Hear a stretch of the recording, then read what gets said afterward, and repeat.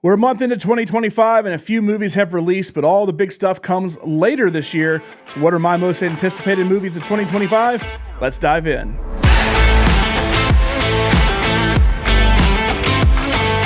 All right, so I know we're getting to the end of January. We're already a full month in, but I've always kind of thought the cinematic year actually ends in January because most of the films we get in the first month are forgotten pretty quickly. I don't think we're going to be talking about Wolfman or One of Them Days in the Oscar race, but you never know. Really, most of the movies I've spent time watching this month are the 2024 Oscar-nominated films that are just now coming to the common man like me, such as The Brutalists, Nickel Boys, Better Man, and more. Heck, we're not even going to get I'm Still Here until February. So we can kind of start to turn our attention now to 2025. So what am I looking forward to, and what should you be looking forward to? Let's jump right in. Before I get to my top 10 most anticipated, which I'll get a little more in-depth on, here are my next 10 that just missed the list. First up, Begonia. This is Yorgos Lanthimos' new film. He's kind of hit or miss with me. I was first introduced to him through The Lobster, which I really liked, and then I wasn't as wild about The Favorite. I love Poor Things, but I wasn't as wild about Kinds of Kindness, so the way things are gone, this should be a good one. It's another Emma Stone, Jesse Plemons movie, so we'll see what this film has to offer. Also, Marty Supreme has some promise to it. It's a Timothée Chalamet-led film. Obviously, he's one of the hottest people in Hollywood right now. Josh Safdie of the Safdie brothers is directing it. It's also got Gwyneth Paltrow, Tyler the Creator, and more. It's a ping-pong period drama, but it's coming from A24, so should be a quality film. We've also already got a trailer for another A24 movie in Death of a Unicorn, a horror comedy coming from that studio. It's another great cast with Paul Rudd and Jenna Ortega leading the way. Looks like it could be pretty funny. Thunderbolts, trying to be the MCU's version of Suicide Squad. It's got a good cast and some characters we've grown to like, and others we haven't had a ton of yet, like Ghost, Taskmaster, and of course, Sentry, or Bob, as we know him in the trailer right now, so we'll see if this one hits or not. Next up, Michael, the Michael Jackson biopic that has now been pushed back to October of 2025. I'm holding out hope for this one, but not quite sure how excited I am for it as it's gone through delays. The film's production has ties to the Jackson family and estate, with Michael's nephew, Jafar, playing Michael Jackson, so we'll see how true to life it stays and how good it is. The Smashing Machine is yet another A24 film to make the list, and another Safdie brother film, as Benny is directing this one. It stars The Rock, Dwayne Johnson, its former MMA fighter Mark Kerr, and also stars Emily Blunt as well. Hopefully it'll be a little bit better than Jungle Cruise. Karate Kid Legends merges the two worlds we've had developed in the Karate Kid universe, with Ralph Macchio and Jackie Chan both coming together to train yet another student. I've always liked the Karate Kid movies, especially the Ralph Macchio ones, but Cobra Kai has taken it to a whole nother level. But it looks like they're kind of leaving Cobra Kai behind from the trailer we have. We'll see if it merges any of those characters in or not, but Ralph Macchio was really the only one that was a part of the trailer from Cobra Kai.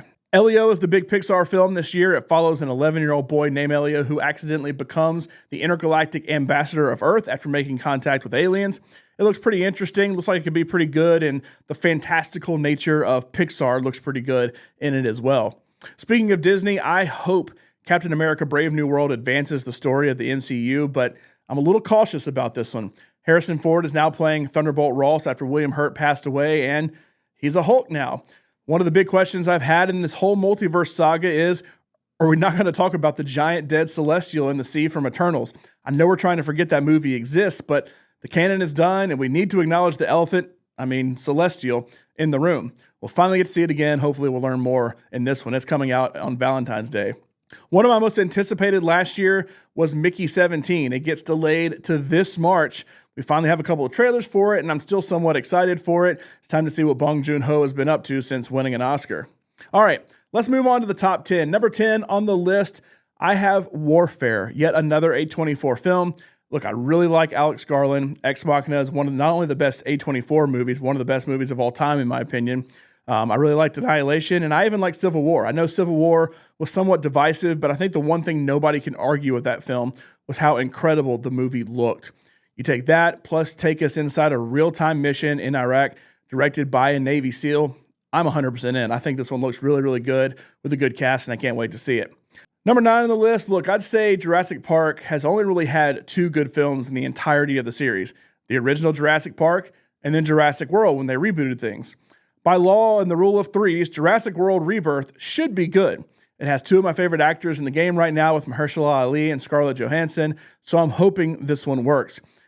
I feel like Dominion didn't really play off the whole, oh, look, dinosaurs are in the real world now ending the Fallen Kingdom the right way. So I'm hoping this one does it. It takes place about 5 years after Dominion, and I'm hoping this one pays that off. Number 8 on the list, I'm going to go with F1. Just watching the teasers for this at IMAX have me all jazzed up. I don't care if there's even a story to it or not. Just show me a Formula One race. Joseph Kosinski is doing this one. He's created some of the best visual films we've seen over the last 10, 15 years. I love Tron Legacy. Oblivion looked really good. Top Gun Maverick, of course, was one of the highest grossing movies in the last few years. And now we're getting this. I'm really excited to see this on the biggest screen possible and in the loudest theater possible. Every time the trailer comes on in IMAX, I just lose my mind. I can't wait to watch this one. Number 7 on the list, speaking of the biggest screen possible, let's go to the movie that has broken all kinds of visual grounds and is the highest grossing movie of all time with Avatar. The third one of those, Fire and Ash, is coming out at the end of this year, and I'm so excited for it. Like I mentioned with F1, these are more about the spectacle and visuals than anything. I'm real excited to see what James Cameron has cooked up with a fire version of Avatar. First one focused on a big tree and land. The second one focused on water and the ocean. Now we get fire, so I can't wait to see what James Cameron can do with the visuals of fire in Avatar 3. Number 6 on the list, this is my most anticipated A24 film of the year with The Legend of Ochi. It maybe brings it back down to earth a little bit from movies like F1 and Avatar that are very big, and this gets to a little smaller one, but still a fantasy film. I think this film looks pretty good with a mix of practical effects, puppetry, and CGI. I think it could be a great fantasy adventure film. It's got Willem Dafoe, Emily Watson, Finn Wolfhard in it. It's something that, if A24 wasn't attached to it, I may be a little skeptical about, and it may fall down in the teens in my most anticipated, but I think this looks really good. I think it could be really good, and I'm very much looking forward to The Legend of Ochi. All right, so number 5, I have been very vocal in the past that I do not think the DCU is going to work, at least not close to the levels that the MCU reached. James Gunn has come in to save the day, and while I did like all 3 Guardians films, I just don't know that name alone is enough to get me excited when the DCEU was such a catastrophe. However, whether I think it's good or bad, Superman is still one of the biggest films being released this year, and everybody is going to go see it. I do think DC is best when they focus on individual stories, like we get a lot of times with Batman. And the one teaser we've gotten so far shows a lot of superheroes in it. I would have loved for this just to have been Superman versus bad guy, whoever that is, whether it's Lex Luthor or somebody else. But this already seems to be an established superhero universe, and I don't want it to get too bloated too soon. So I'm a little worried about that, but still looking forward to it. Number 4, I'm a big fan of the Mission Impossible series. The only one I would say I didn't love was Mission Impossible 2, and I know I'm not alone in that. But once J.J. Abrams righted the ship in 3, it has been great since.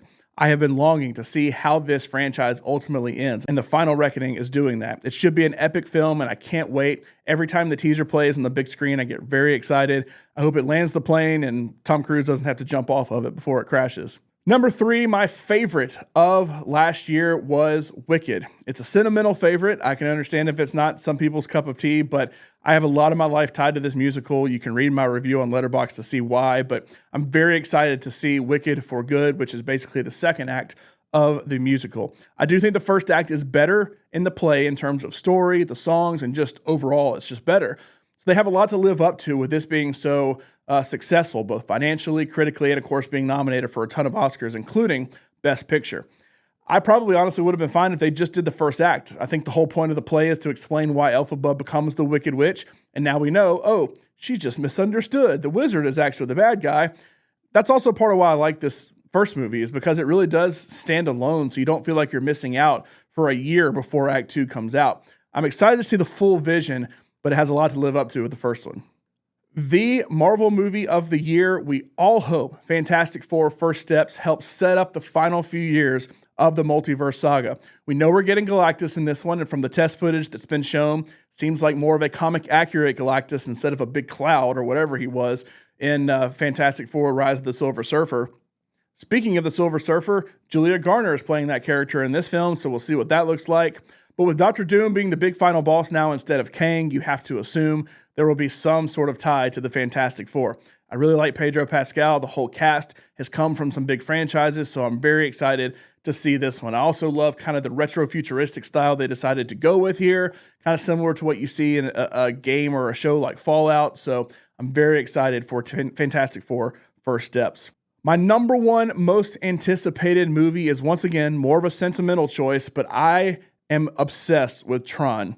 It's a franchise I've loved for a long time, and we're finally getting a third film with Tron Ares. I hope they make it fit into the universe okay, since it seems like we're getting away from the story of Tron Legacy, but I'm still very excited for it. Part of what made Tron Legacy so great was Daft Punk. They've broken up, so now luckily we get Nine Inch Nails in this one. Trent Reznor, Atticus Ross did incredible last year with Challengers. It is so wrong that they weren't nominated for an Oscar, and probably should have won the Oscar for how great that score was last year. They won the Golden Globe. They've already won a couple of Oscars, and they've had a lot of great scores in their career. I'm so excited to see Nine Inch Nails, and they're actually doing it under the Nine Inch Nails flag instead of just being individual in this movie. I mentioned being excited for F1 because of Joseph Kosinski. He did Tron Legacy. Unfortunately, they couldn't retain him or even Garrett Hedlund or Olivia Wilde, who are the two main characters other than Jeff Bridges in the last one. But I like Jared Leto overall, Joker aside. Evan Peters is in it, Greta Lee's in it, so some good actors, and I have a lot of high hopes for this one, and it is definitely my most anticipated of 2025. Some others I left off the list that I know others are excited for: The Battle of Bactian Cross, which I still don't think that's officially been announced as the title yet, but just not a big Paul Thomas Anderson guy. My wife loves him, so we'll be there opening night. I've liked some of his movies, some I just really don't care about. The main draw in this one, though, is Leonardo DiCaprio, but even his last few films haven't been my favorite. Frankenstein from Guillermo del Toro. I'm not a horror guy, but I do think del Toro could do a good job with this. I do like Oscar Isaac and a lot of the cast. It's just not my cup of tea with the old Universal monsters. But once again, my wife loves them, so we'll be there opening night no matter what. Ballerina, I like the John Wick movies, but I'm not a big Ana de Armas fan. I'm still interested in this one, just not one of my most anticipated. Also, Eddington, the new Ari Aster film. I like Midsommar. Beau is Afraid was...